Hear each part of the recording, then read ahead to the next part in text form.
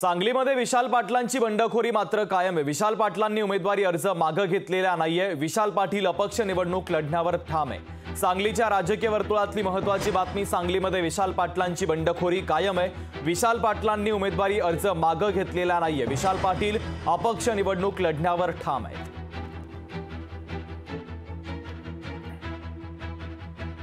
हा वसंतदादा घराण्यावर झालेला अन्याय आहे आणि अन्याय सहन करणं हा पण एक मोठा गुन्हा आहे। त्यामुळे गुन्हा न करणे आणि निवडणूक लढवणे हाच एक पर्याय आहे। त्यामुळे विशालदादा बहुमताने निवडून येणार हे आम्हाला खात्री आहे।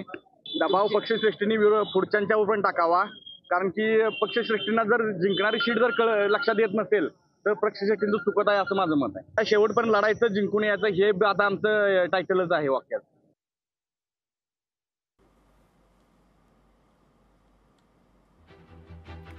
तर विशाल पाटील अपक्ष निवडणूक लढण्यावरती ठाम असल्याचं पाहायला मिळतंय। विशाल पाटलांनी आपला उमेदवारी अर्ज हा मागे घेतलेला नाहीये। आपले प्रतिनिधी संजय देसाई आपल्यासोबत जोडले जात आहेत, त्यांच्याकडनं बातमीच्या संदर्भातले अधिकचे अपडेट घेऊयात। संजय, सांगलीमध्ये विशाल पाटलांची बंडखोरी कायम आहे। त्यांनी उमेदवारी अर्ज मागे घेतला नाही, निवडणूक लढण्यावर ठाम आहे। तर काही तांत्रिक अडचणींमुळे संजय देसाई आपले प्रतिनिधी यांच्याशी आपला संपर्क तुटलेला आहे। तो संपर्क पुन्हा प्रस्थापित करण्याचा प्रयत्न करूया। मात्र महत्त्वाची बातमी आपण पाहतोय, सांगलीमध्ये विशाल पाटलांची बंडखोरी कायम।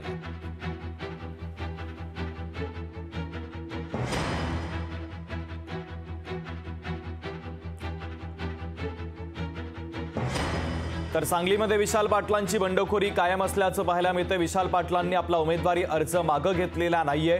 विशाल पाटील अपक्ष निवडणूक लढण्यावरती ठाम असल्याचं पाहायला मिळतंय। काँग्रेसच्या वतीनं ते लढण्यासाठी इच्छुक होते, मात्र काँग्रेस पक्षाने त्यांना एबी फॉर्म दिला नाही। त्यामुळे त्यांनी अपक्ष जो उमेदवारी अर्ज भरलेला होता तो कायम ठेवलेला आहे। महत्त्वाची बातमी आपण पाहतोय, सांगलीच्या राजकीय वर्तुळातली बातमी, विशाल पाटील आता अपक्ष उमेदवार असतील। त्यांनी आपला उमेदवारी अर्ज मागे घेतलेला नाहीये।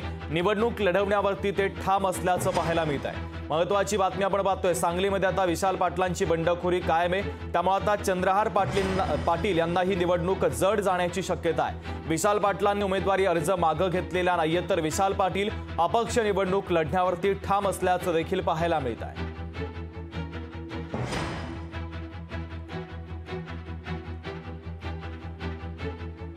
संजय देसाई आपले प्रतिनिधी आपल्याशी जोडले जातात, त्यांच्याकडनं बातमीच्या संदर्भातले अधिकचे अपडेट घेऊयात।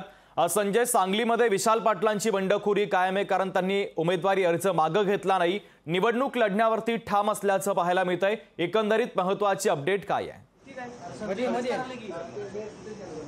आता आपण पाहू शकला असता की विशाल पाटील यांनी बंडखोरी केलेली आहे। काँग्रेसचे हे होते, अगोदर होते ते काँग्रेसच्या पक्षामध्ये होते, त्यानंतर अनेक दिवसांपासून त्यांच्यावर प्रेशर होते की त्यांनी माघार घ्यावी। मात्र आता आपण पाहिलं असेल की 3 वाजेपर्यंत उमेदवार अर्ज मागे घेण्याची वेळ होती, पण यावेळी त्यांनी घेतलेलं नाही आहे, बंडखोरी केलेली आहे, त्यांचा उमेदवार अर्ज ठेवलेला आहे। आत्ताच आपण त्याचे दृश्य पाहिलेलं असेल ते त्यांनी आता जिल्हाधिकारी कार्यालयात गेले आहेत आणि आता या ठिकाणी पक्षाचं वाटप, चिन्हाचं वाटप होणार आहे। थोड्याच वेळात चिन्हाचं वाटप होऊन कोणतं चिन्ह त्यांना मिळेल ते चिन्ह घेतील आणि त्या चिन्हावरती आता सांगली लोकसभेची निवडणूक ही लढवतील। अगदी संजय, महत्त्वाचे अपडेट या बातमीच्या संदर्भातले तुम्ही पोहोचवलेले आहेत, तुर्तास धन्यवाद। लोकशाही मराठी ऐका, पहा, जागरूक रहा।